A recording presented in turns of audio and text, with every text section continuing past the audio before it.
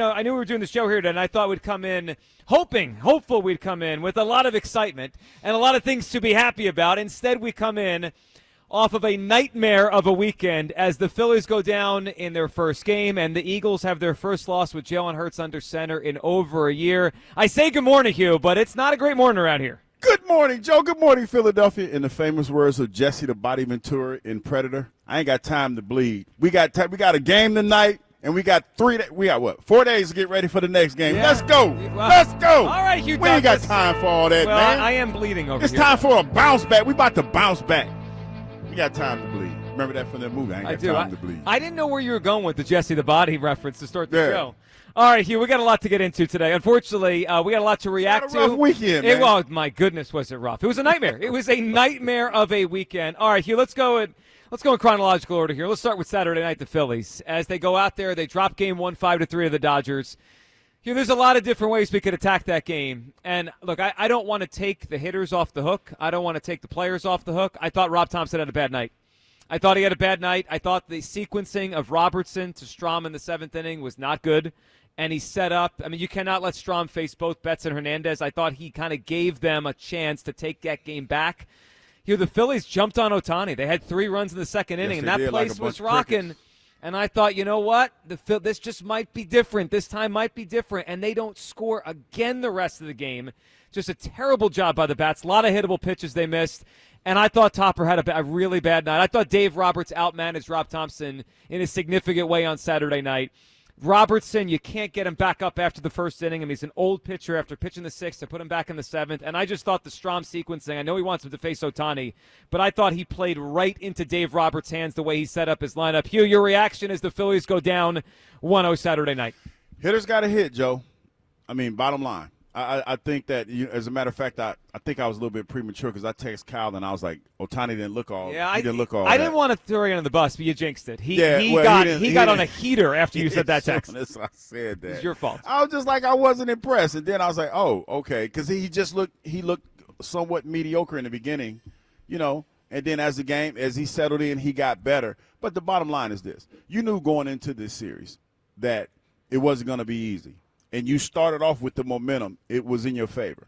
But the hitters got to hit. Bottom line, you can't allow them to get back in the game knowing what we know about our bullpen and how potentially it could go sideways. So you had to keep your foot on the gas pedal. So I agree with you, and I'm not trying to take these hitters off the hook. They got to hit, and they need to hit home runs tonight. You can't beat the Dodgers with small ball. Enough of that. They need the ball in the ballpark tonight. Hugh, I agree with that.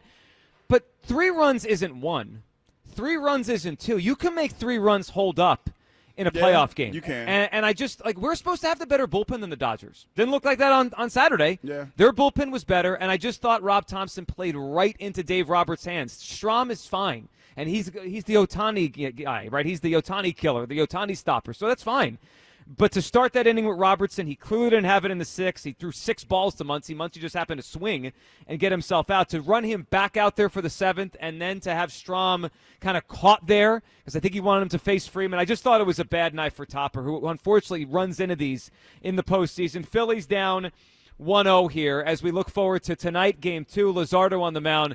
Tonight, and we'll talk about it all day on this show and all day on WIP. They got to get off to an early jump. They need a lead early in this game tonight because I just feel like that place is going to be tight. I know we talk about Citizens Bank Park, home field advantage. They don't win here at home as much as we think they do. They haven't since the end of the Arizona series. The Arizona series, the Mets series, this one. They need a lead tonight. Otherwise, that crowd is going to feel tight like here we go again. Yeah, we got to shake it off, though, man. I know how everybody feeling this morning. We had a rough morning. We had a rough yesterday. But we got to shake it off. We got a baseball game to play. We got a baseball game to play, and we can't be crying in our beer because yesterday during the pregame show, we felt a little bit of that yesterday. It was a little bit of that yesterday. Everybody was kind of feeling bad. Tense and tight, for themselves because of what happened the other night. And I know people were out hanging out, going to the game, the Phillies game. We ain't got time for that today, man. We got to get back on this winning ways. We got to get back on track. And it starts tonight. So pick yourself up by your bootstraps. Well, I got 4 hours of complaining before I pick myself up. Pick yourself up. 215-592-9494. Hugh, I thought maybe yesterday at least the Eagles would make me feel better, right? All right, we dropped game 1. It's a 5-game series. There's games to go. I thought the Phillies could win in 5. That means they got to lose 2 games. All right. We'll get over it. We'll move on. Like you said, Hugh, we got tonight, right? And then the Eagles went out there yesterday, and that was the worst coached Eagles game I've seen in years around here. That was a joke. And, Hugh, I put the blame squarely on one person, but then one person above that, okay? Firstly, the blame goes on A.J. Brown. What you saw yesterday on the field was because A.J. Brown complained for a week. Well, that football team yesterday was not the Eagles that we've watched over the last 2 seasons. What the heck was that? 38 throws? Saquon Barkley had 1 run after the second quarter. I mean, just think about that for a second. In a game they were leading at one point by 14 in the second half, he had 1 run in the second half of that game. They totally went away from their identity. This Jalen Cook thing, that guy took 6 sacks. Like, that's not winning football yesterday, what they did out there. I blame A.J. Brown for starting this, and I mostly blame the Eagles coaching you for giving in. What I saw yesterday was the wide receiver complained, the wide receivers complained, but obviously A.J. being the one that complained the most. And they said, all right, let's throw the football today. And they went out there, and that was ridiculous. The Broncos had 1 time of possession. The Broncos knew the Eagles' defense was gassed in the second half of the game because the Eagles didn't run the football. It was 3 and out, 3 and out, 3 and out. And they let the Broncos right back in the game. That was coaching malpractice yesterday, and they let A.J. Brown dictate the game. That's a lot. That's a lot, Joe. How'd you see it? I looked at the game. I wasn't mad. I saw the stat line. Jalen was like 23 for 38, 200-some yards, 2 TDs, and no turnovers. The sacks really was stand out to me. 6 sacks. Yeah, and I thought, I'm like, man, that's a lot of passes. Not a bad day. Didn't turn the ball over. But you got too one-sided in your approach. You know what I mean? And we talked about how, the running, how one complements the other. Yep. So you lean too far into the passing game. Not a bad day. Not a bad day. But yeah, when but you only scored 17 points. That's what. Yeah, but it wasn't a bad day. Right. And it was, when you look at it. But it wasn't a good day. It wasn't a good day. I mean, let's call it for what it was. But when you look at it, you really did your defense a disservice. Yes. There was a lot. There was a lot to unpack in this game. You don't let a team like Denver Broncos hang around, and you did that. You did that. It was almost like you went into it and you had a plan in the first half, and you kind of lost your way in the second half. So in their last 24 plays, before they went on the final drive to try to win the game, right? They went on that, whatever it was, 1 minute and 10 seconds drill to try to win the game. So before that drive, 24 plays, 23 passes, one design run. I mean, you think about that for a second. Could you ever imagine last year, or ever imagine a team with Saquon Barkley with a lead having 23 passes to 1 run over a 2-quarter span? Like, that's why the only thing I could think of is they gave in to the wide receiver. They gave in to the cries of, we need to throw the football more. I want the football. Because there's no reason to change your identity that much with the lead. It's one thing, you're down, right? You're down, you got to throw. They completely went away from the run game for no reason other than, A.J. Brown wants the ball, let's give him the ball. And I also think that they relied too heavily on their defense. They put them in some tough spots. I agree. They put them in. I mean, and they stepped up. They stepped up, and I'm not mad. There was a lot to unpack from yesterday's game. And to be honest, after that game, I wasn't upset. I was more indifferent than anything because I was really trying to figure out and digest what I just saw because there was a lot. Yeah, well, there was a lot going on in that game. Here's what we've seen for 5 weeks. This Eagles offense isn't very good.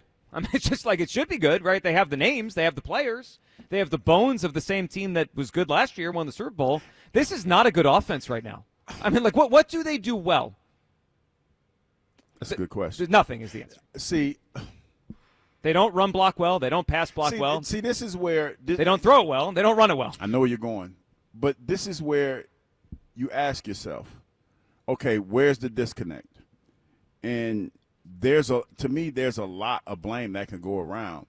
I would say, and I'm not wholeheartedly blaming it on the offensive coordinator, but that was a little vanilla. That was a little vanilla. Vanilla, it was ridiculous. Yeah, they tried to spice it up a little bit. It was a little vanilla. I don't and see, I saw somebody tweet out, like, Jalen throws for 40 yards. 40 passes, or close to 40. Yeah, 30. And they lose the game. I don't think that was one of the biggest factors. I don't mind. Put it like this. I don't mind him throwing the football. I think he was pretty decent. Yeah, he missed some shot plays. He missed some shots. He missed plays that could have put the game away. He missed some shots, but I don't mind him throwing the ball. The biggest thing that I took away from that, I'm like, man, didn't turn it over. 6 sacks is a lot, though. It's too much. It's a lot. Yeah, it's just, to me, that's not winning. What they put out there yesterday is not winning football. Their identity, they have lost it. 215-592-9490. We're live today at Chickies and Pete's in South Philly. We got a lot to react to today. It's a day for us, and it's a day for you to react to what happened this weekend. We'll look ahead to tonight, Game 2 with the Phillies. Your reaction to everything. The Phillies, the loss. Who do you pin it on? The hitters, the whole team, the players, or Topper? I thought Topper butchered the bullpen usage with Robertson and Strahm late in that game when they were trying to hold on. And the Eagles, where's the blame go? I think that's on A.J. Brown. A.J. Brown complained, and the coaches gave in, and that's how you get 44 dropbacks for Jalen Hurts in a game they led by 14 in the third quarter. Ridiculous.